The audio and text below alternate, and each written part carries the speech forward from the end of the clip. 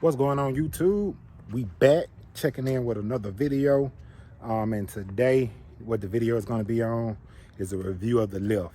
I did have someone watch the video, asked me to do a review on the lift, break down how much it cost to get the lift, and what I think of the lift. So it's going to be a quick video. I'm going to show you the lift and then explain everything. So let's go ahead and get into it. So the lift I have is a 6-inch rough country lift. There's a lot of different options out there for lifts, and maybe some is better than this rough country lift. I did do my research before I purchased the lift. The rough country lift is a more so budget friendly lift, and I was not trying to spend a lot of money on the lift due to this is the first vehicle that I have had that's had a lift on it.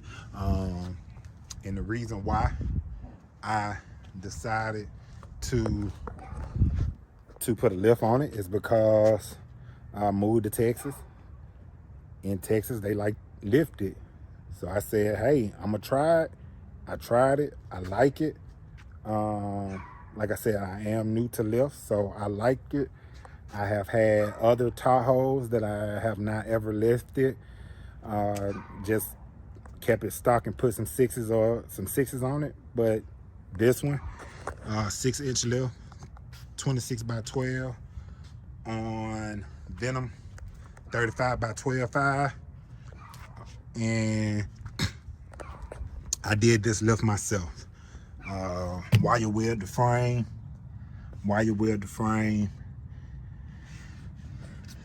and painted the frame. Did the lift myself. Now, if you are going to do this lift, and you're going to install it yourself, you can save you a ton of money by installing it yourself.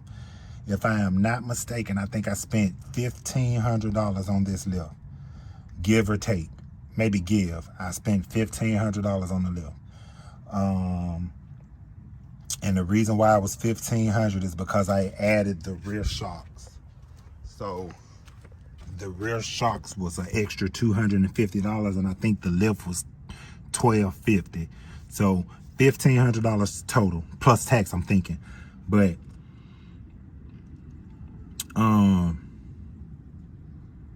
I did the work myself, and I saved myself a lot of money by doing the work myself.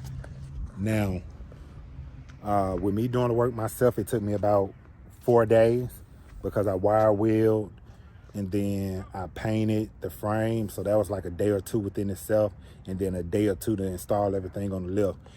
And the reason why I took a day or two is because I replaced these steering components. So I replaced the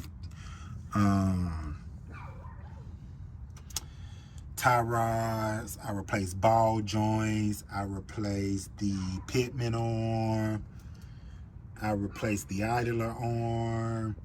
So I replaced the steering components as I went through the process. I do have a video that I never uploaded, so I'll get that uploaded soon, but I did replace the steering components.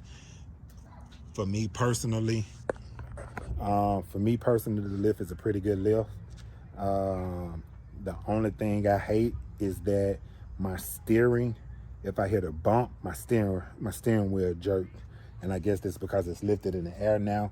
Like I said, this is my first lifted vehicle that I have had. So that's what I'm thinking it's from. And they do not make a steering stabilizer for this vehicle, so I just deal with it. If you look at it, it does sit at a slant in the back, and the reason why is because I did not do the shock extenders, I think. So the lift is originally made for you to use your factory shocks, and they just give you shock extenders. I did not do the shock extenders. I upgraded to the 5 and 6 inch rear shocks, I think, and canceled out the shock extenders. because I did not want it to sit level. I wanted that little bit of a slant, just not a squat. So that's why I went that route. I love how it looks. But eventually I'm thinking about taking the lift off and selling the lift as a whole and selling the wheels as well and putting it back to stock height and putting some 28s on it. That's just me, my background. That's what I like. Stock height, big wheels. So that is the plan. Pretty smooth ride.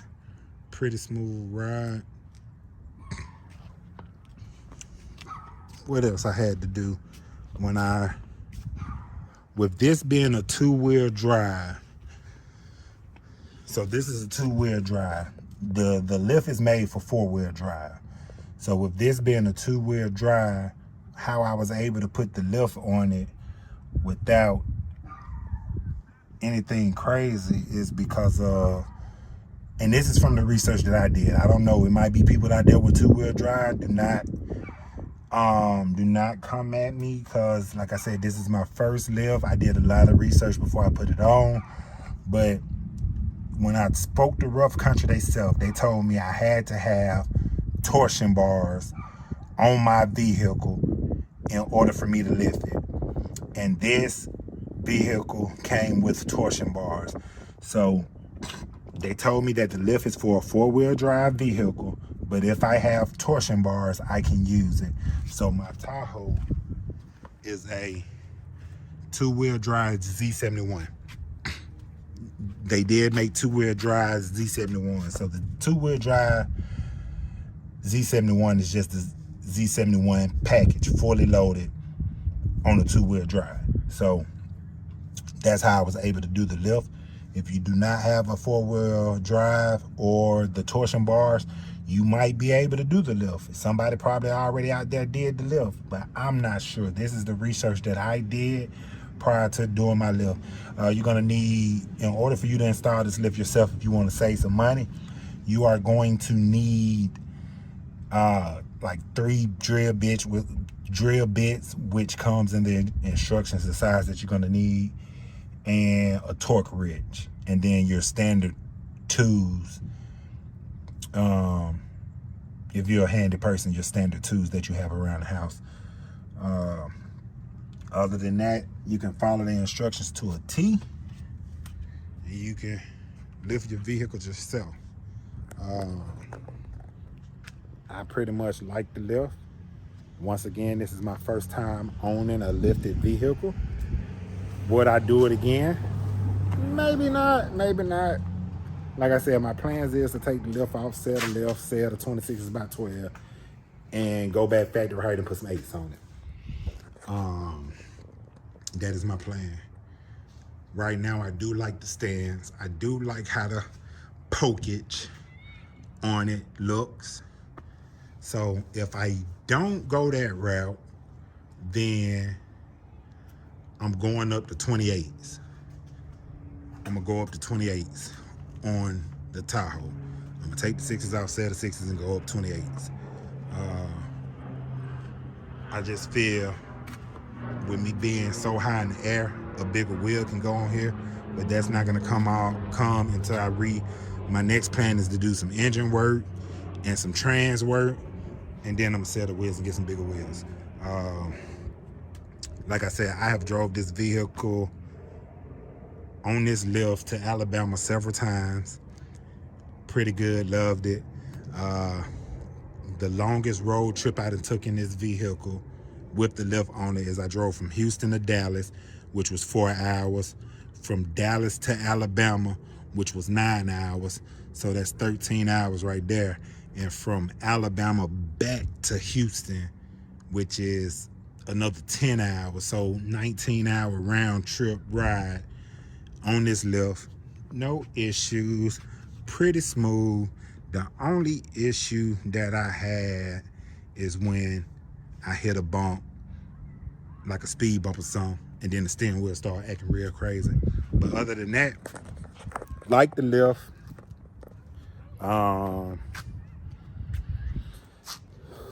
If would I go higher? Probably not.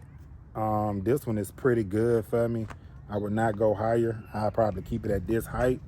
But all in all, good lift. First time having a lift. Love the ride. The only thing that get me is hopping in and out that boy. It might not seem like it sit that high, but it sit pretty high for me because I'm new to it. And the other issue I have is certain parking decks. Certain parking decks are lower than normal, so it seemed like I can't fit. So certain parking decks I have an issue with when I'm driving it. But other than that, man, I like it. Pretty reasonable lift. Save yourself some money if you can do the work yourself with your hands on. Get you a homeboy or somebody, come and give you a helping hand, get it knocked out. Thank you for watching the video and requesting a review on the lift. With the tools, with the drill bits I had to buy, and the paint to paint the frame, the lift and all of that stuff probably, and the wire wheels, I'm probably all in maybe $1650, if I'm not mistaken, probably a little less, but maybe $1650 all in. And that's with me doing the work myself. And then that's not including the front, the suspension rebuild. That's just including the lift, the paint, and the drill bits. So if you're planning on doing this lift, you can get the lift for around $1,250 without the rear shocks. You just use your factory shocks. $1,500 if you do decide to do the rear shocks. I just went ahead and kept everything in order. Rough country front shocks, rough country rear shocks. That's why I did it. But thank you for checking out the video. Make sure you drop down and leave me a comment. Also hit that like button. Let's get these subscribers running up. And we are out. Peace.